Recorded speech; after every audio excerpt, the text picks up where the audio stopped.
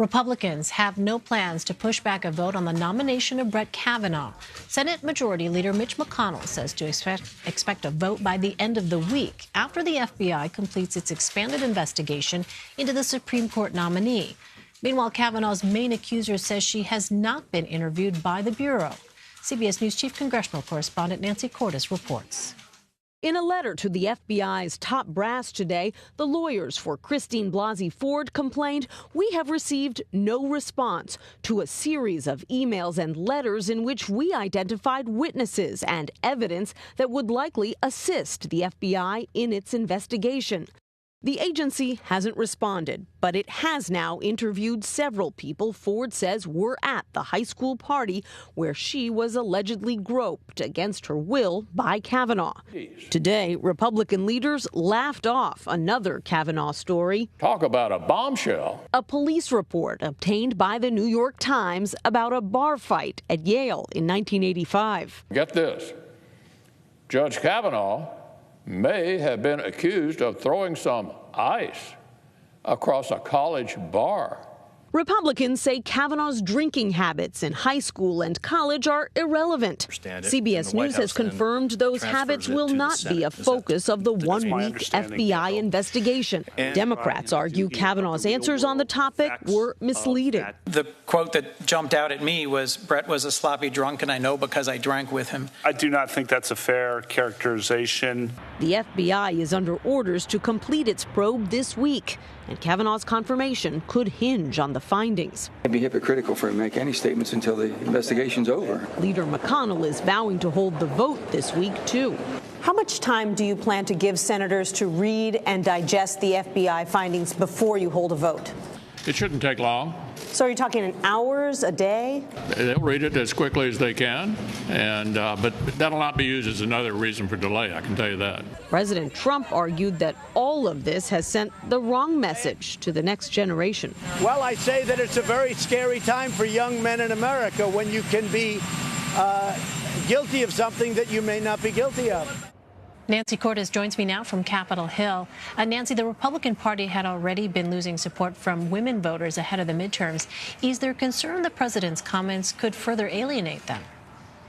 Absolutely, but there is also hope that his comments will generate more excitement among men, and that some in their base who were sort of planning to sit this election out and hadn't showed a lot of enthusiasm in various polls recently might actually be more fired up, not only because of this sense that somehow men are being falsely accused, or at least one man is, and that what happens to one happens to all, but because if the president is denied his choice for the Supreme Court by Democrats in the Senate, that it might embolden the Republican base to get out there and vote to try to make sure that at the very least Republicans hold on to the Senate and can get the president the Supreme Court nominee he wants in the lame duck session and beyond if another seat opens up.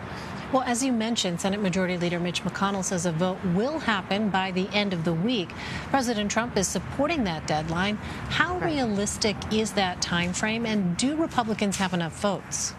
I think it all depends, Elaine, on what is in those FBI reports. If we don't see much that's new, and we may not see much at all, because we were told today that those FBI reports will be shown to senators and senators alone. They won't be shown to their aides for the most part, and they won't be released to the general public. If there's nothing new in them, then it's very possible that the handful of senators who are still undecided will be able to make up their minds, if they haven't known all along, really, what they want to do, and they'll be able to vote. But if there's some kind of bombshell in those reports and senators need more time to digest it, and undecided senators go to Leader McConnell and say, we're not ready, then he'll have no choice but to hold off, because he doesn't want to lose this confirmation vote. Keep in mind that last week he was saying over and over again, we are going to vote this week, we're going to go vote this week, and he kept saying saying that right until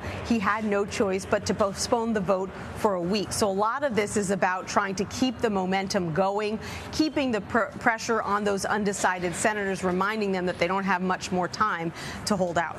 Well, Nancy, as we saw in your piece, this comes as New Haven police say that Judge Kavanaugh was involved in a bar fight back in 1985. Do these new reports change anything at this point? Well, according to Democrats, they do, because Democrats say this is more proof that Kavanaugh became belligerent when he was drunk back in high school and in college, that he made trouble.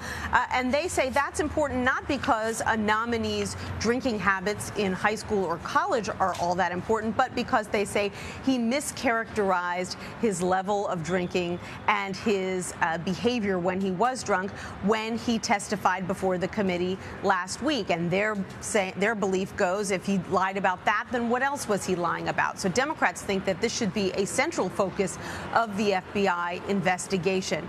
Republicans don't see it that way, and that's part of the reason that we have been told that the FBI really won't be focusing on his drinking habits as part of this rush job, this one-week investigation. And so we may never know beyond what we've seen quoted from his friends on both sides, friends who say they saw him stumbling drunk, they saw him black out, friends who said they never saw anything like that.